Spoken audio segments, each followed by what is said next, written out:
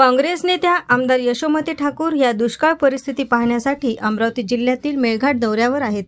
दरम्यान मेळघाटातील अनेक गावात यशोमती ठाकूर यांनी पाणी टंचाई समस्यांचा व रोजगार हमी योजनेचा आढावा घेत लोकांशी संवाद साधत त्यांच्या समस्या ऐकल्या। यावेळी काँग्रेस नेत्या यशोमती ठाकूर यांनी राज्य सरकार व अमरावतीचे पालकमंत्री चंद्रकांत पाटील यांच्यावर टीका केली। सत्ताधाऱ्यांना लोकांची काळजी नाही, सरकार व अधिकारी हलगर्जीपणा करीत आहेत, तर सरकार वेड्यासारखे काम मेळघाट सोबत करतो, त्यामुळे या गोष्टीचा निषेध करते असे यशोमती ठाकूर यांनी म्हटले।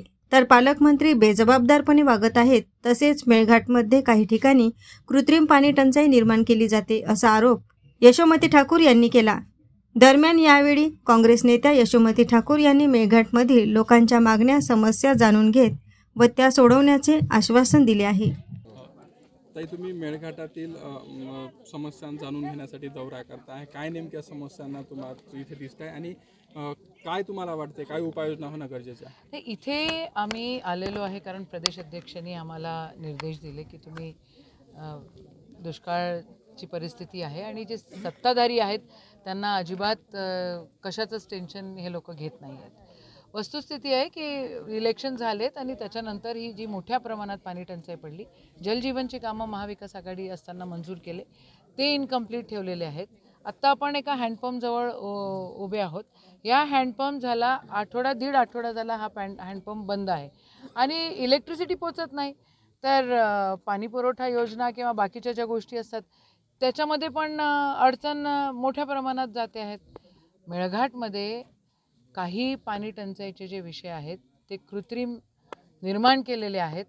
सरकार हलगर्जी असल्यामुळे आणि अधिकारी हलगर्जी असल्यामुळे एवढ्या मोठ्या प्रमाणात कामं नाही, एक डेप्टी इंजिनियर इथे येऊन बघत नाही आणि काही ठिकाणी नैसर्गिक रित्या पाणी टंचाई झालेली आहे।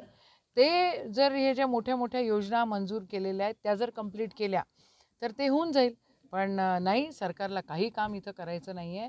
सरकार फक्त इथं म्हणजे वेड्यासारखा कारभार या ठिकाणी मेळघाटमध्ये सुरू आहे आणि ह्या गोष्टीचा आम्ही निषेधच करतोय। पालकमंत्री बघा ना, पालकमंत्री दिसतच नाही आहेत, आलेच नाही। ते इतके गर्क आहेत इलेक्शनमध्ये की त्यांना समजून येत नाही आहेत की इथं टंचाई आहे म्हणून।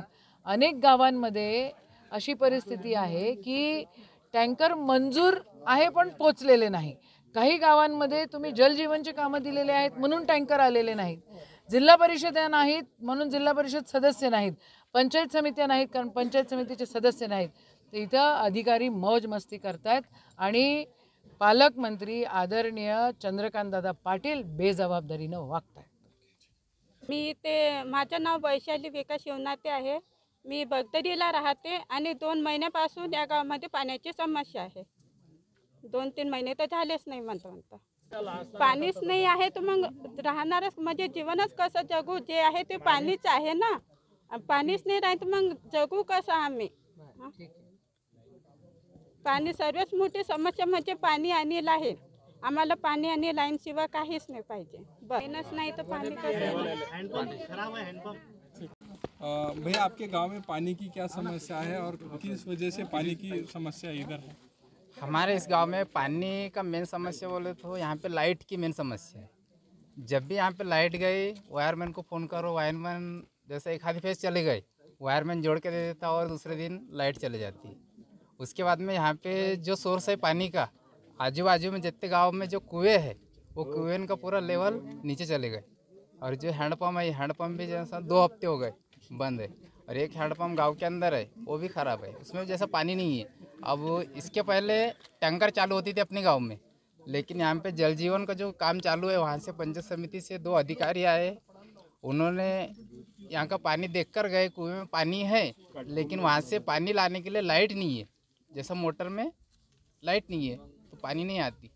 ये सोचकर उन्होंने टैंकर भी नहीं दिए, पानी है ये देखकर गए वो। और मनोहर इड़पाचे सरपंच का मिसेस हूँ मैं।